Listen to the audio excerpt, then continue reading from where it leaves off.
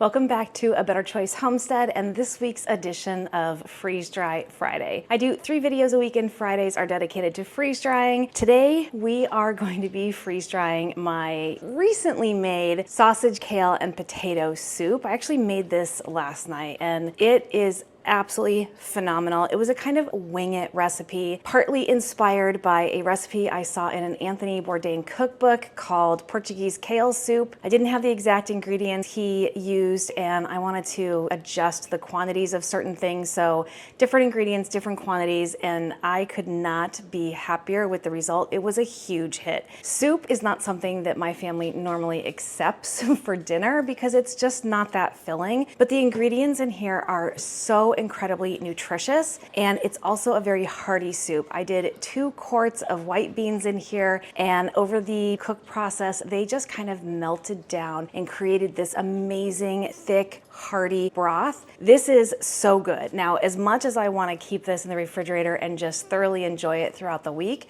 I also want to get some on my shelf. I can absolutely make this again once I get some more sausage. I have everything else, but I do need more sausage. So I'd rather have this for later. So this is going to be a Mylar bag long-term storage product. I can't wait to get this going. So what I did is last night, I think if you watched that video, which I can put a link to right here, we didn't even eat until just after 6. So this did not cool down very well, not enough to put it into the refrigerator overnight. So truth be told, I just stuck the pot outside. We were in the very low 30s last night, trending downward. I think today the high is supposed to be 14. So this is cool, perfectly fine. And I'm gonna skim off that little bit of extra fat that was created by the sausage. We're gonna get onto freeze dryer trays, and then I'm gonna put the freeze dryer trays back outside. I don't have room right now in my freezer for 4 trays. It's gonna be cold enough outside that if I leave them out there all day, they will be almost, if not completely frozen, and then we can get them into the freeze dryer tonight. First, let's get the top of this soup skimmed off. Fat doesn't freeze dry well, so we just want to take off as much as possible. The broth in here was well skimmed that I started with. This is the broth from the pork tamales that I made. The only fat that was added is just from the sausage. So I'm just going to take a strainer here, a fine mesh strainer, and just lift that off and take it out. I'm just being careful to just get the very top. I don't want any of the beans or kale or sausage that might be in here to come out as well.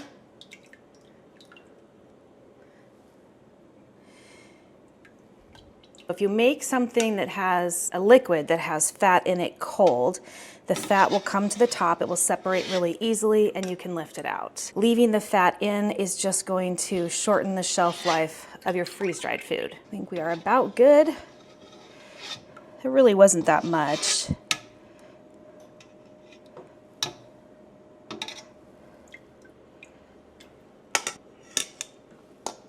So this is what we are discarding.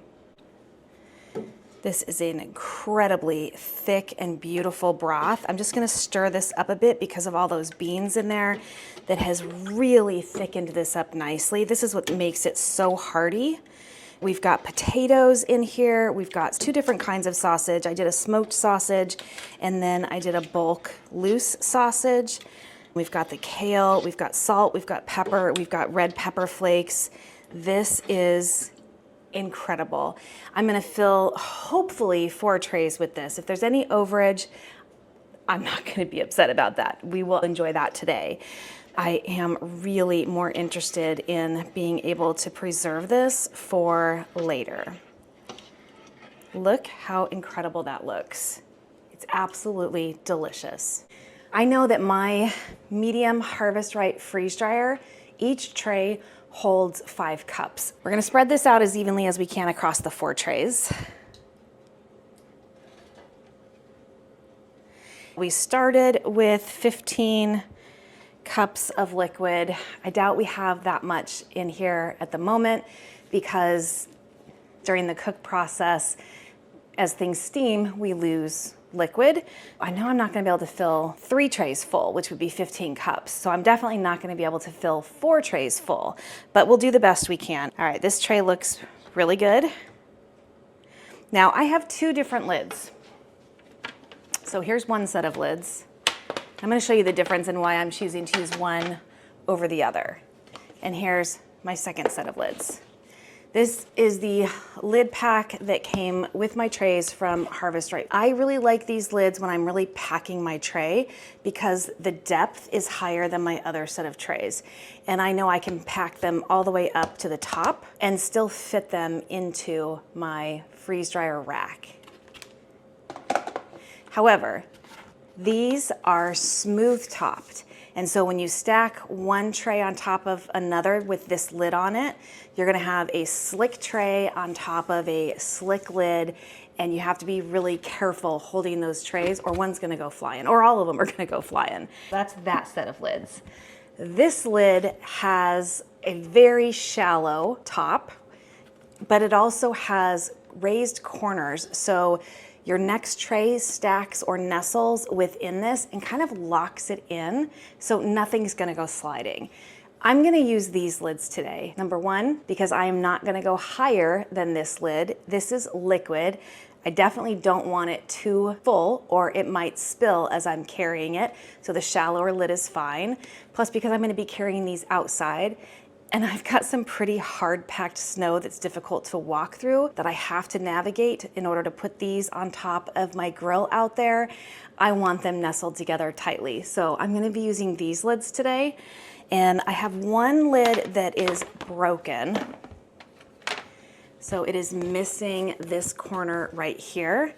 And it looks like it's missing a little bit of this corner now too. That's okay. I'm just gonna make sure that this lid is probably the second tray. So it has full coverage over the top of it from the ones on top, but it's not my most stable bottom lid either. So I'll use this as my second one.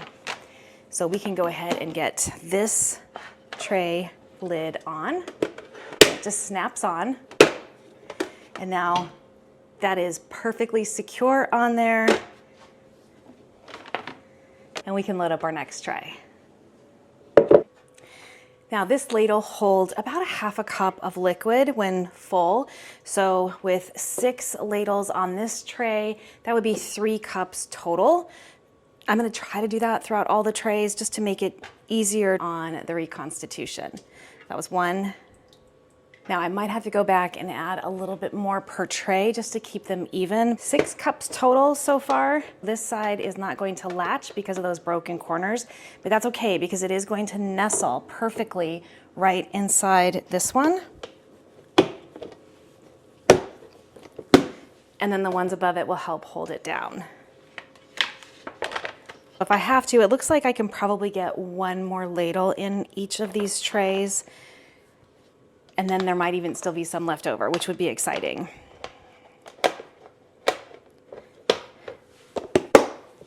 This is seriously one of the better soups I've ever made. It's pretty incredible.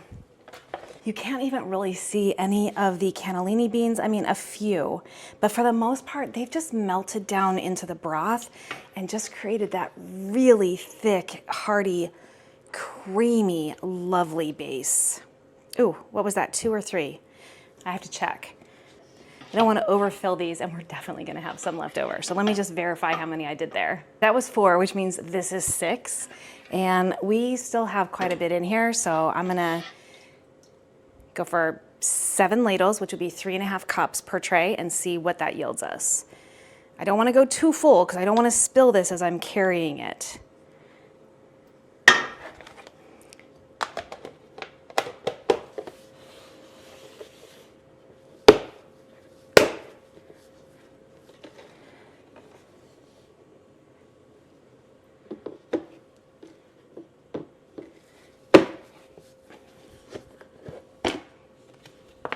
So 1 more ladle per.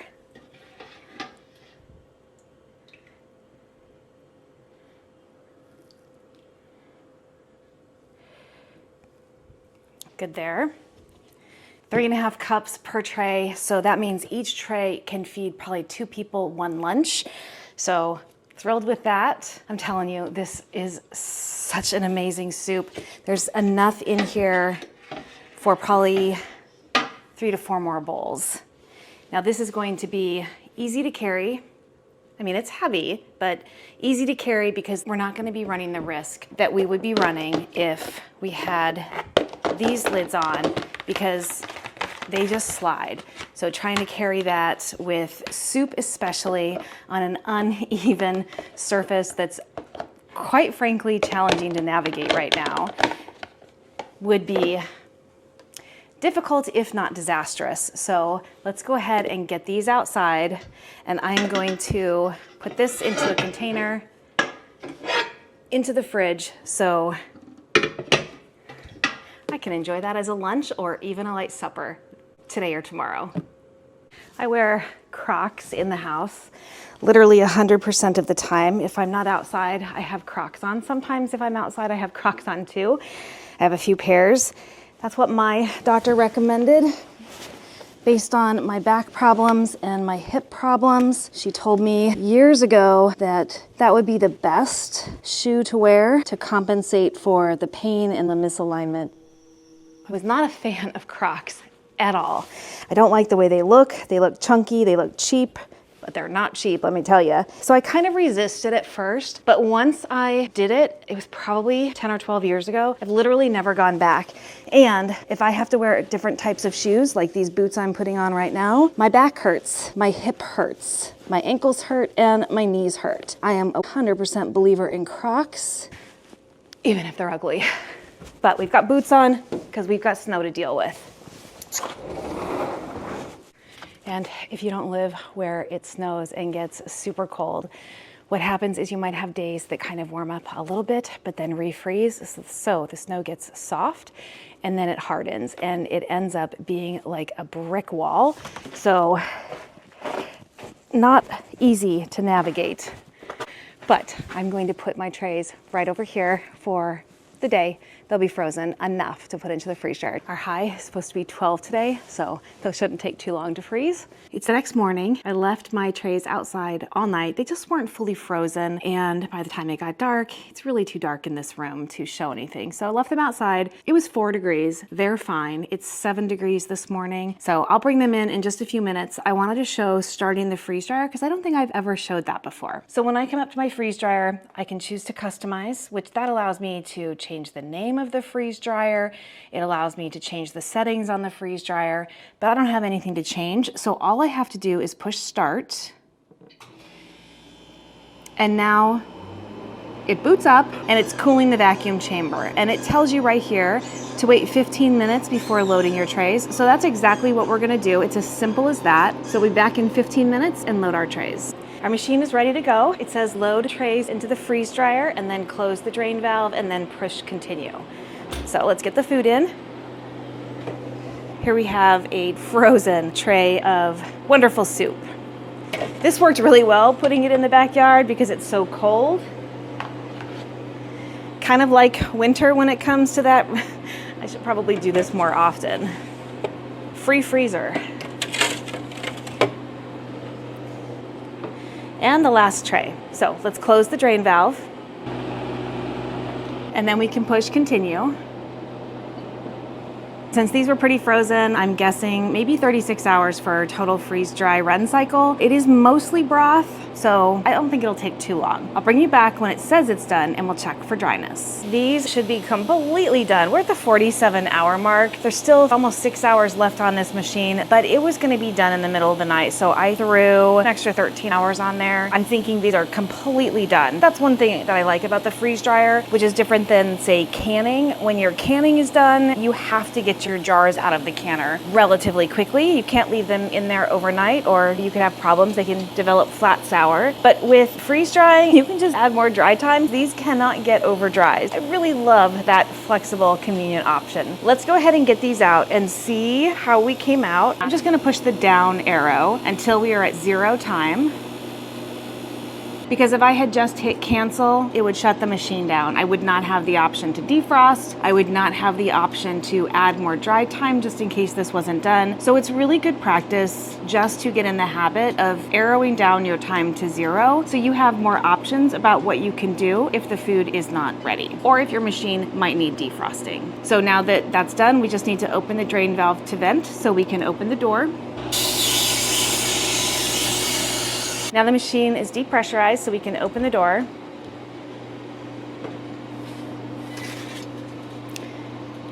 Tray 1. And I think we have some completely dry soup here.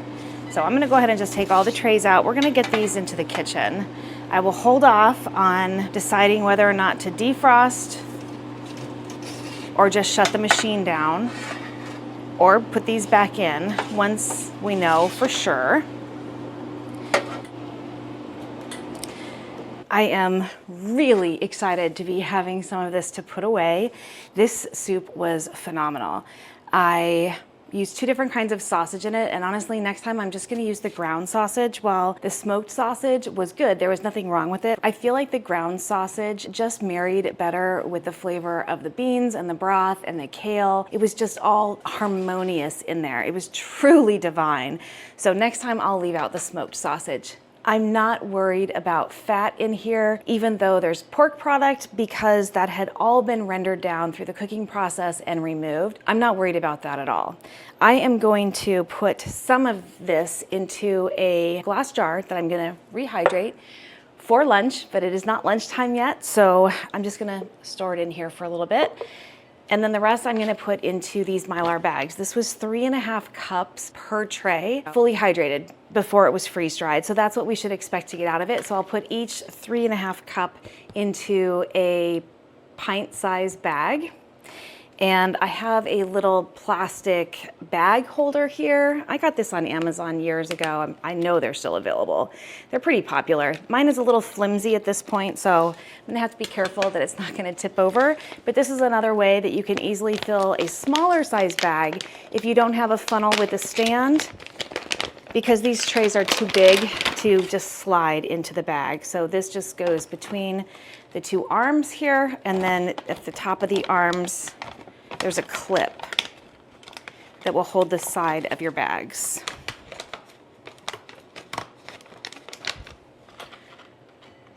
And then I can just lift and put in.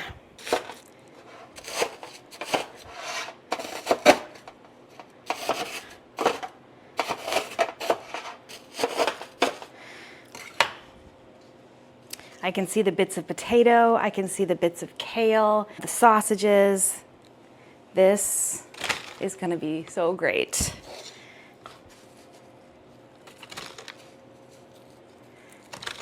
And I was super happy that not all of it fit onto the freeze dryer trays, because we were able to each have 1 more serving of this with what I made. And I will 100% be making this again. I was looking for a way to use up some of the ham hocks that I have in my freezer, as well as some other ingredients that I've got preserved. And I was going through some of my recipe books, and I found the Anthony Bourdain recipe. It's an Anthony Bourdain cookbook. I think it's called Appetites. It was a Portuguese kale soup. It had some different ingredients in it though, including 2 different kinds of Portuguese sausage, which both looked like smoked sausage to me, but I wasn't familiar with either of them. And so that's what inspired this. I think he used kidney beans in his. I'm a bigger fan of the white beans or the pinto beans than kidney beans, so I opted for those. This just married together well. And if you would like to get this recipe or see how I did that, I can put a link to that video up here, where I do have a recipe card in the video. A lot of my cooking is inspired by others. A lot of it is just my own, but even if it's inspired by others, I tend to just kind of go with my gut. I have been cooking for myself for more than 40 years, and I've had to learn what I like, what I don't like, what my family likes, what they don't like, what works well, what doesn't, what pairs together. And while I am not a professional cook, I think I come up with some pretty good stuff most of the time. I have had some failures. This week I was playing around with my new kamut wheat and making some English muffins, and we really didn't like those. The flavor was interesting. It was kind of like fermented alcohol, and I don't understand that. However, I'm not used to using those wheat berries. So I'm gonna do a little bit more research. I'm also gonna make that same recipe with a different wheat berry because the texture was really good. They came out phenomenal. It's just the flavor was different. We couldn't eat more than one. So it's not always perfect, but most of the time, things come out great. So don't be afraid to experiment in your kitchen based on the ingredients you have on hand and things you know you like. All right, this is too much for this bag. So I'm gonna divide it. I'm not gonna be able to zipper this closed. So I'm gonna weigh it in grams. So I'm gonna tar the bag because we don't care about the weight of the bag. So that's 182 grams. That'd be about 91 grams per. All right, we're gonna tar that. We're gonna go in about 91 grams.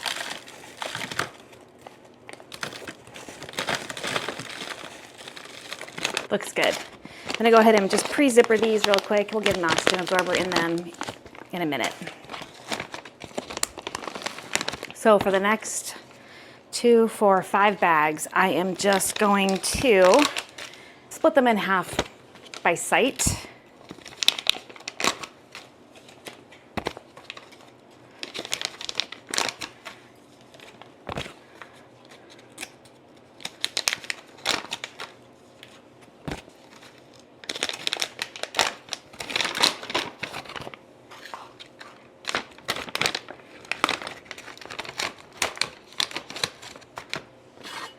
I'm just gonna take my bench scraper here and just eyeball where the halfway mark is.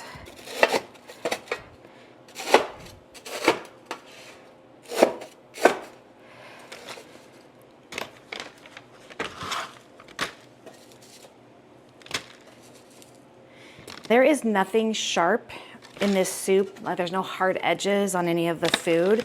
So I can put it in the way I'm doing it now, which is kind of like in squares, and then I can just kind of mush it up inside the bag. I don't like to do that if there's sharper edges because it could puncture the bag and you may not know it, and then you wouldn't have an airtight environment.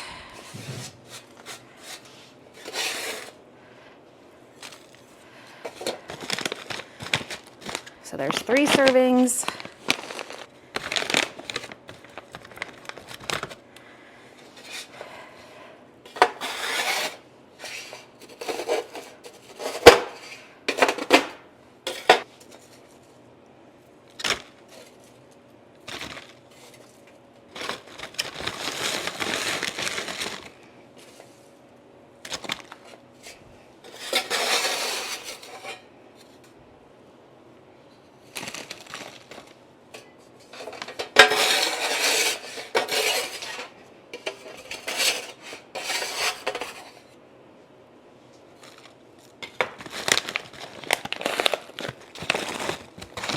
And all of these bags will get a 100cc oxygen absorber in them, but I like to fill my bags first, so I only have to open the oxygen absorber container once.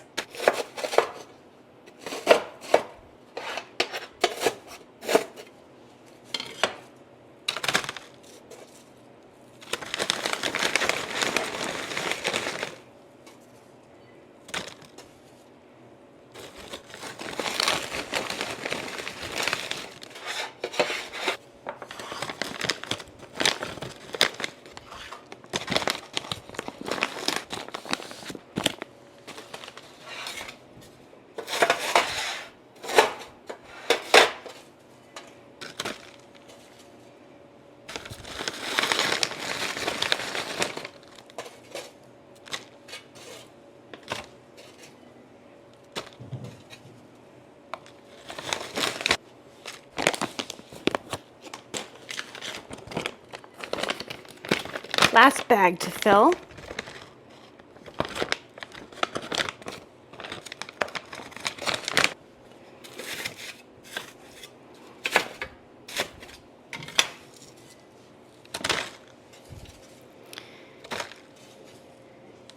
And these were 3.5 cups of soup, hydrated, per tray. And so That is the quantity that we would be going for to reconstitute this. So I'll just cut that in half to reconstitute each bag. And remember, this is a reconstitution, not a rehydration, because consistency matters. If you add too much water, your soup's gonna be diluted and watery and probably not as good. So we'll be careful how much water we add, but we'll go by a general rule of thumb. And it's not gonna be exact because we have solids in here. So it was 3.5 cups of food per tray, but it wasn't 3.5 cups of just liquid. So I don't pay attention to the weight per se, because there are gonna be fluctuations. I'm gonna get my jar filled because this is gonna be my lunch today. I've got a funnel that I can put over my pint-sized jar, and this is just gonna hold it until I am ready to make it back into soup. And so I will bring you back for that. And I will also do the zippers on these bags and get them labeled and all of that when we come back, because it is just before the top of the hour here in the morning. I really have to get started with my work day. So this food is going to be just fine for a few hours here because they've got the zipper closure on them.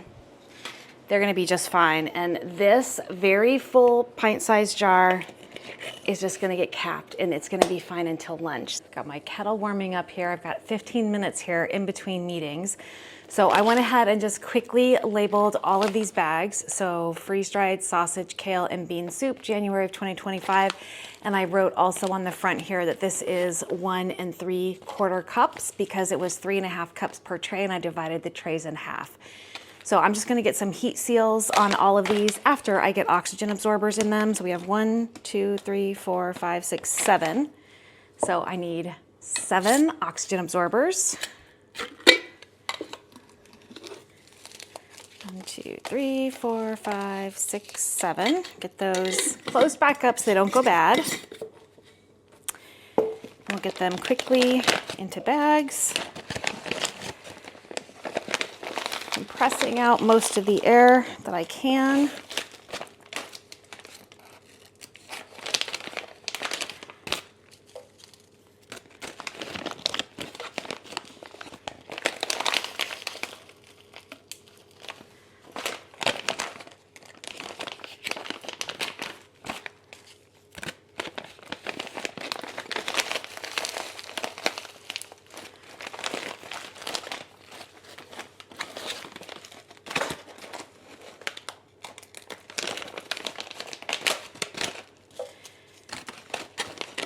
And then I'm gonna make some lunch that I can hopefully enjoy while I'm in my next meeting.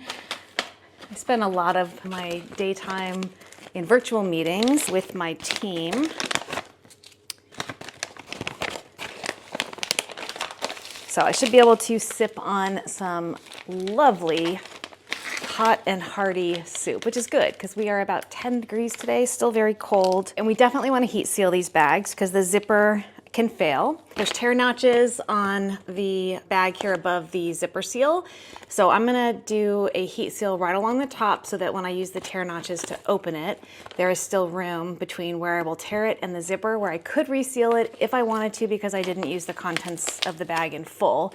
Now, likely I would. It's only 1 3/4 cups of food in here, but that's just the way that I always do it. So I put my bag on my impulse sealer heat plate with the tear notches towards me. The ping was the oxygen absorber jar resealing. And that way I know it's right along the edge and not on the tear notches. And my impulse sealer is a dial gauge and it is set to the mill of the bags. And so it will turn on, the red light will turn on while it's sealing. And based on the thickness of the bag that I have it set to, the red light will turn off when it's done. And it's that quick. So now we have a very nice straight heat seal along the top of the bag. Do that a few more times.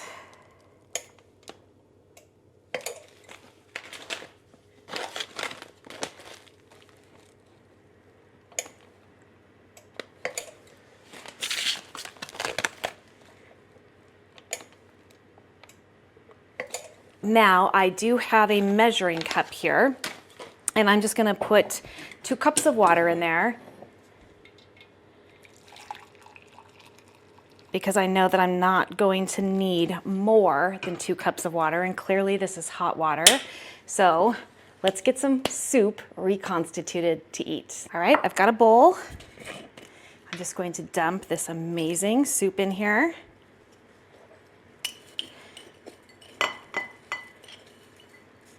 Oh, I might not need all of this.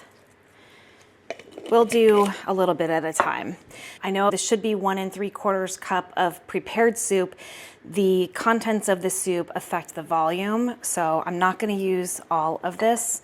I'll probably only use about a cup, but we'll see.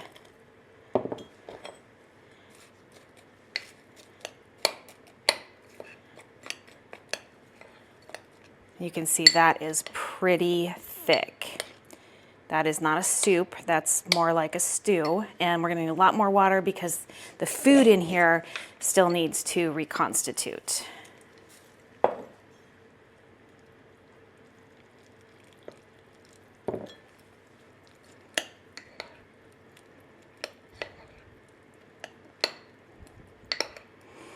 The potatoes are gonna take a minute. The sausage is gonna take a minute.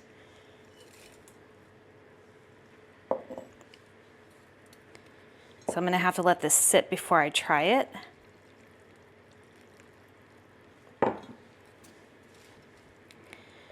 And I'm gonna leave the water level where it is. It's gonna go down a little bit as the food draws in the liquid.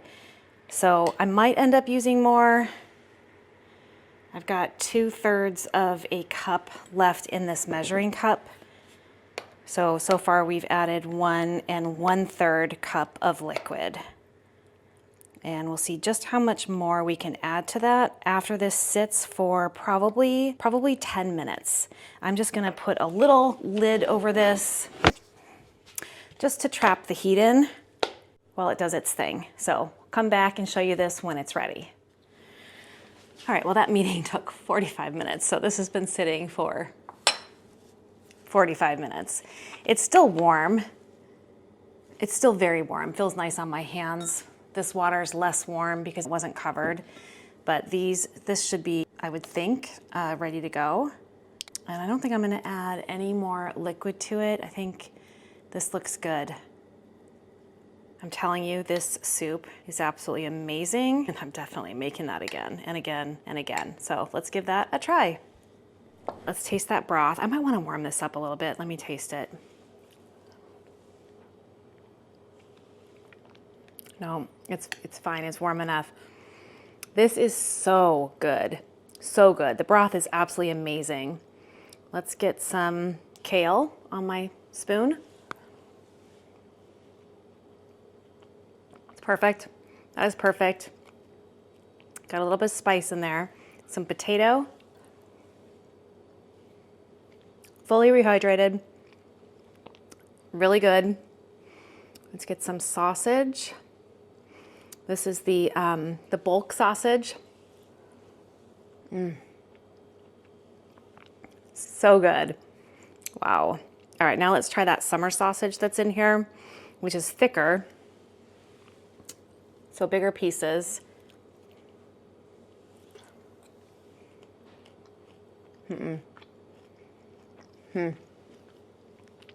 So even after 45 minutes, that's still not fully rehydrated. It's soft until you get to the very middle, but then there's still some density to it. Note to self, but I already knew that. The bulk sausage in here, just the loose ground sausage, is phenomenal. And the smoked sausage, while it's tasty, it's not actually adding any value to the soup. It's just smoked sausage inside soup, whereas the ground bulk sausage really complements the overall flavor. So when I make this again, I'm only gonna use the ground sausage. And now, because I know that freeze drying it doesn't really work on the smoked sausage, at least after 45 minutes, it's not rehydrated. There's no point in me adding the smoked sausage in the future. But otherwise, this soup is absolutely delicious. And rehydrates just as good as when I first made it. So that is definitely worth a try. If you'd like to see the video I did where I made this soup, I can put a link for that up here. Thank you so much for joining me for another edition of Freeze Dry Friday. Freeze-dried sausage, kale, and white bean soup edition. My name is Kelly, you're at A Better Choice Homestead, and I do hope you come back and visit again soon.